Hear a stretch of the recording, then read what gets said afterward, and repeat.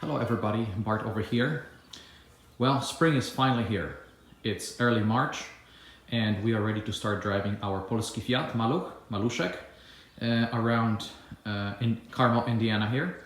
And I wanted to share with you a few small projects that I have done during winter, and I'm going to show you how to change transmission oil right now.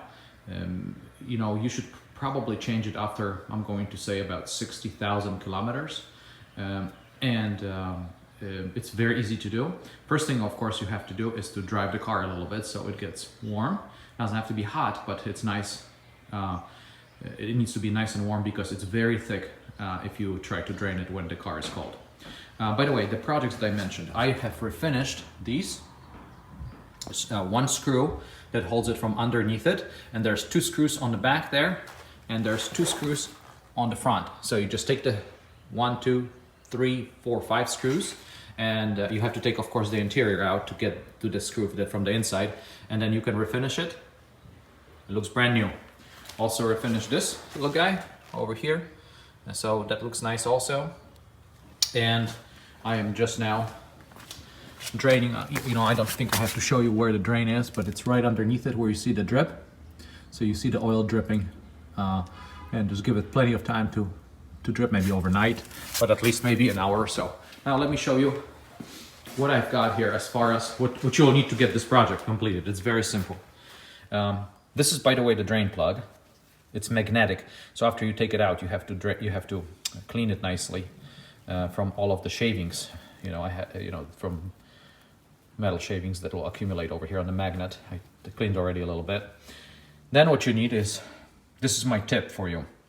Get this thread sealant, because if you just tighten it, likely you might get some drip. And I tightened it very well, very snug, but even though I tightened it, it was still dripping. Once I put that little thread sealant on it, you don't put it on the very first threads, maybe like right there where the shiny part is.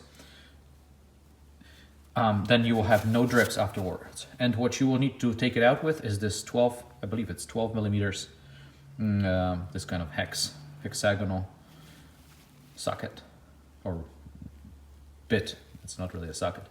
And then as far as the oil, so if you live in Poland, you can get this oil that they still make, but I don't live in Poland. So I get this SAE 80W90 from O'Reilly's. It's about $7.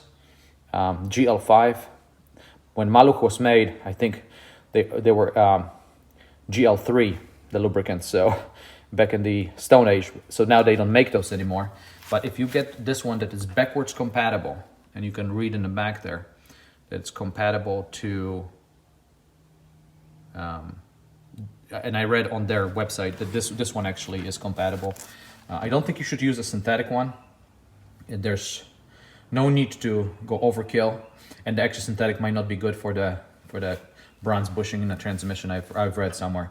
So just use plain old 80W90 gear oil, and you will need about a liter of it, and that, as you can see, that's 0.95 liters, so that's close enough. So this whole bottle we'll use to fill up the transmission. Okay, the next step, of course, after we close the drain, is to install that piece of hose on your bottle. Try to find as big as you can, because if you get a real thin one, it'll take you forever to get it filled. I mean, that oil is pretty thick. I'm gonna show you where the end plug is now and where everything's at. So, I'll put the light over here. And you can see the fill port right over there. Here's your drain with a sealant, and here's your fill port. Now, it might be a good idea to upgrade your plug to this kind of a plug. I bought this at O'Reilly's. It's a 19 millimeter head, and it replaces the fill that you will have in your Maluch. Likely it's gonna look square, basically, and it's a pain in the ass to get out, because where do you find a square wrench? So if you do get it out, and maybe you will damage it a little bit getting it out, go to O'Reilly's, and for a few dollars you can buy this.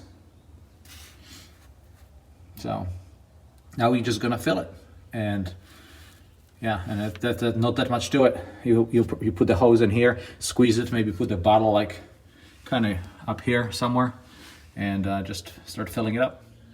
Now if you see it start dripping out of the fill, then you've got enough. See, like mine is starting to drip, so we've got a right level. Of course, car has to be level, just so I eject it up from both sides, so the car is nice and level.